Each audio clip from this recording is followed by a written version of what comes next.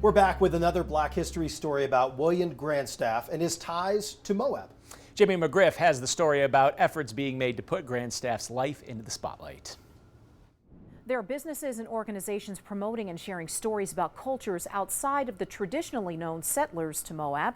We're meeting some of those people and learning how their work interconnects to help elevate Black history stories in our state. William Grandstaff was notable because there's the canyon named after him. It's one of the most popular canyons. It's the one canyon in nearby Moab that has its own spring, which was what made it an attractive place for him when he ran cattle up there. And it also was a place that white ranchers wanted to run their cattle. This is Forrest Rogers, Executive Director of the Moab Museum. In the last 3 or 4 years, we've done 3 exhibits a year in this gallery. And William Grandstaff, the first Black frontiersman to the area, was featured in one of those temporary exhibits back in September of 2022. He didn't just drop out of the sky, and we knew that he migrated westward, as many people did, especially after the Civil War, and that became the impetus for telling the story in the best possible way.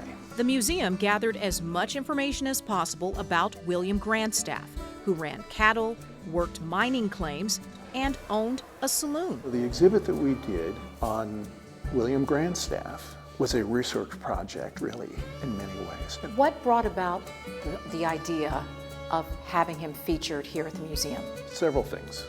Together with the board, we committed to being a place that would share the stories of this region and especially focus on the untold stories of the diverse cultures that are here. The Moab Museum has a webpage about Grandstaff's exhibit, detailing where he may have been born, slaveholder records, his militant ties, and his journey heading out west. But one thing we discovered was that he actually married in Cincinnati, and he had 2 daughters.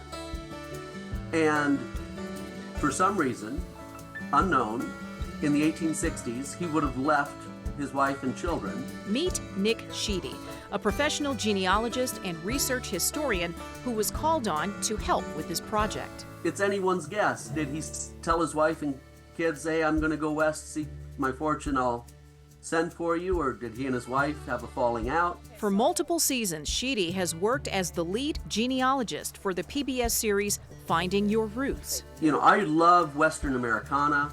I love mining history. I love frontier Western history, and so this was right up my alley, but I also have a skill set where I'm skilled in African American and slave research. And the details about Grandstaff that he found proved to be quite interesting. We'll hear more about those details in a future Belonging in Utah story. If you've missed any of the previous stories about Grandstaff, you can head over to our website, KUTV.com, and in the search box, type in Grandstaff. Jamie McGriff, KUTV 2 News.